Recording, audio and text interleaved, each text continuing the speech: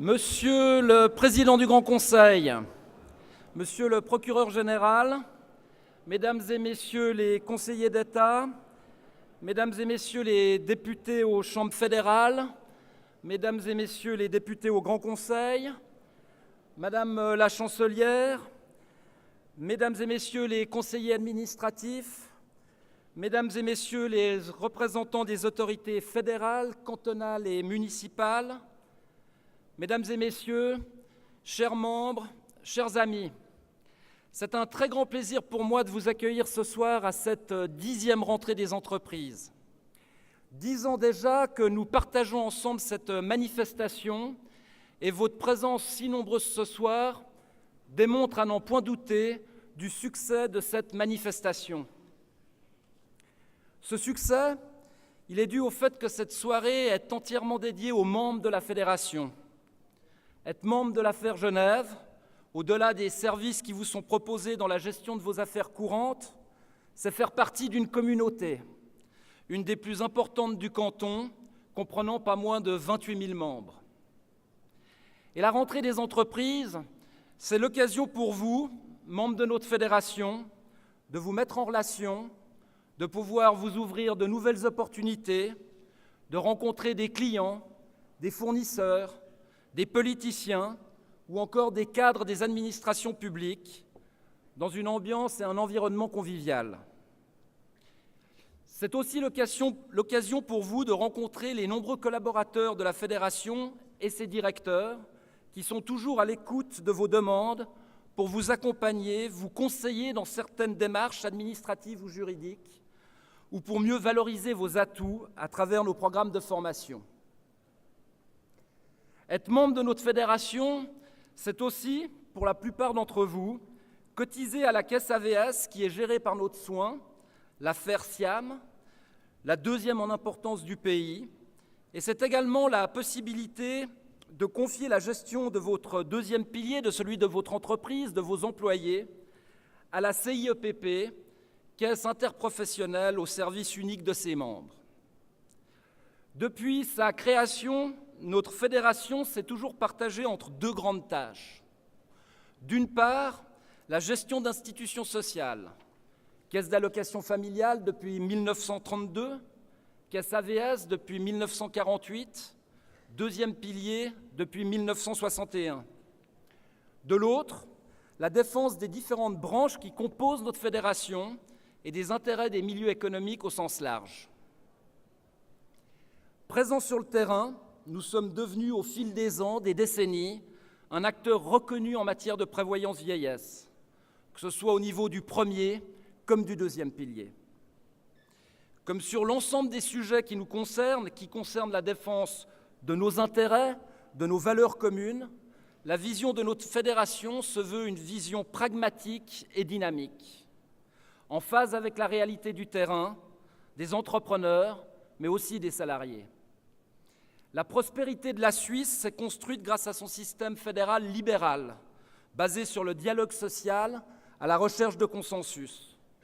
Notre histoire est intimement liée à ces valeurs qui ont fait la Suisse, qui ont posé les bases mêmes de notre prospérité. En matière de politique sociale, nous sommes amenés à voter dans moins d'un mois sur le projet Prévoyance 2020. Il s'agit là d'une réforme importante. Importante car notre système de prévoyance vieillesse n'a pas été réformé depuis 20 ans. Et en 20 ans, le monde s'est considérablement transformé, la société a évolué, la démographie s'est modifiée. S'il y avait 6,5 actifs pour un rentier en 1948, il n'y en aura plus que 2 pour 1 en 2050. En 20 ans, nos politiques ont bien tenté certaines réformes. À 13 reprises, ces dernières ont échoué devant le peuple, que ce soit par voie d'initiative ou de référendum. Aujourd'hui, nous avons sur la table un projet qui n'est certes pas parfait, mais qui a le mérite d'exister et d'être équilibré. Il nous donne une visibilité et une forme de sécurité à 10, 15 ans. Le temps en somme nécessaire pour faire en sorte que les chambres fédérales puissent se mettre d'accord sur de nouvelles réformes. Elles seront indispensables. Car soyons francs et honnêtes, cette réforme n'est pas la panacée. Elle ne peut pas résoudre à elle seule la complexité de notre système de retraite, de l'évolution de la société, en anticipant ce qu'elle sera dans 20 ou dans 30 ans. Non, mesdames et messieurs, cette réforme a pour simple but de prendre en compte les réalités d'aujourd'hui pour consolider notre système de prévoyance, tout en sachant que les défis sont encore nombreux et importants. Afin de maintenir le niveau des rentes en accord avec la Constitution fédérale et sans jouer sur l'âge de départ à la retraite, il n'est pas nécessaire d'être docteur en mathématiques ou en économie pour comprendre que toute réforme aura forcément un coût, compte tenu de l'augmentation de l'espérance de vie. Ce coût, mesdames et messieurs, il est dans le projet proposé partagé de manière équitable, sans être excessif.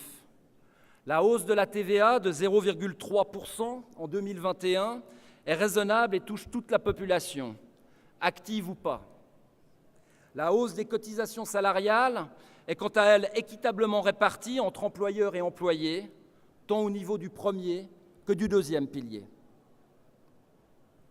Si on peut regretter que les générations les plus jeunes aient des perspectives moins flamboyantes que celles qu'ont pu avoir les générations de l'après-guerre ou du baby-boom, il est essentiel de garder à l'esprit que le sens même de cette réforme est bien de consolider notre système de prévoyance pour que les générations futures puissent toujours en bénéficier. Mesdames et messieurs, rejeter ce projet et croire qu'un plan B pourra voir le jour rapidement est une chimère. Si en 20 ans nous n'avons pas réussi à réformer le système et alors que les chambres fédérales sortent de plusieurs années de travaux pour accoucher du projet Prévoyance 2020, qui est le plan B? Peut-on réellement croire qu'un plan C, car c'est bien de cela qu'il s'agit, aurait la moindre chance d'être présenté puis accepté par la population rapidement? Les propositions faites par les opposants à la réforme, du moins d'un certain côté de l'échiquier politique, âge de la retraite fixé pour tous à 67 ans, hausse plus conséquente de la TVA ou encore suppression de la déduction de coordination, renchérissant fortement le coût du travail, auraient, à n'en point douter, très peu, voire aucune chance de trouver aujourd'hui une majorité devant la population. Refuser le projet Prévoyance 2020, c'est amener le résultat d'exploitation de l'AVS à moins 3 milliards de francs en 2025, moins 7 en 2030, avec un état du fonds AVS en déficit de 43 milliards en 2035. La comparaison avec la réforme proposée se passe de tout commentaire. Au niveau du deuxième pilier, refuser ce projet, c'est contraindre les caisses de pension à travailler avec un taux de conversion trop élevé, les obligeant alors à des subventionnements croisés qui seraient faits au détriment des assurés actifs, soit des jeunes générations. Mesdames et messieurs, Genève, la Suisse, le monde sont confrontés à d'immenses défis. Défis scientifiques, défis technologiques, démographiques, climatiques, défis politiques enfin. Pour mieux appréhender le monde dans lequel nous évoluons, pour mieux le maîtriser aussi, il est nécessaire de s'y adapter en permanence. Il faut être en mouvement, car celui qui n'avance pas recule. Notre soutien au projet Prévoyance 2020, à l'unanimité du Conseil de direction, faut-il le préciser, s'inscrit dans cet état d'esprit. Une approche réaliste, pragmatique et consensuelle, consciente des défis de demain. Je parlais d'un plan B il y a quelques instants et il y a un sujet sur lequel nous sommes aujourd'hui sur le plan B et qui nous concerne directement, c'est celui de la réforme de l'imposition des entreprises. Le refus de RIE 3, a porté un coup dur à l'économie au sens large. L'insécurité juridique créée par ce refus populaire a certainement freiné le développement économique dans notre pays, dans notre canton. Alors que l'économie européenne redémarre ou que la machine américaine tourne à plein régime, l'économie suisse souffre toujours.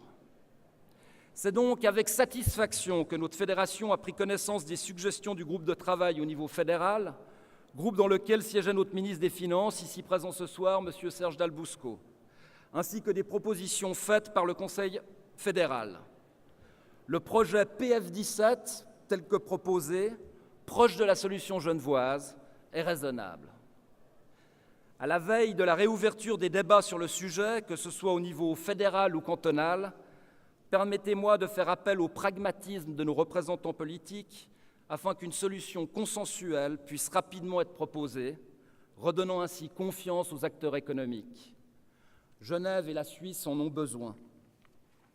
Au niveau cantonal en particulier, j'encourage nos autorités à ne pas faire porter le fardeau de la réforme à ces mêmes PME qui devraient en bénéficier.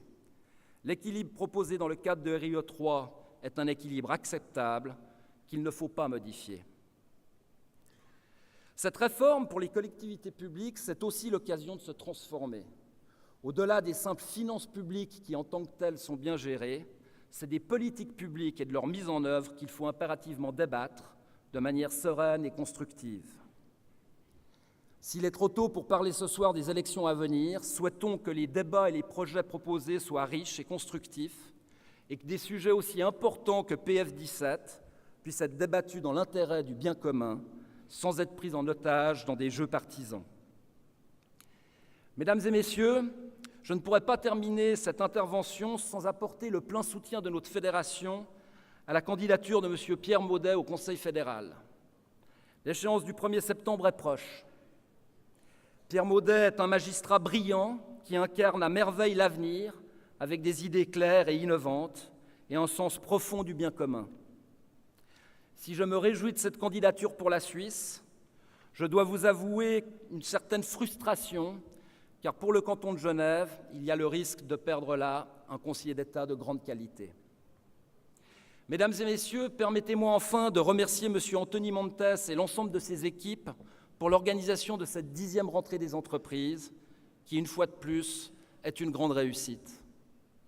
Avant de vous laisser partager un moment de convivialité et de réseautage au sein de notre communauté, celle des membres de la Fédération, je cède à présent la parole à notre directeur général, M. Blaise Matet. Je vous souhaite une très bonne soirée et je vous remercie pour votre attention.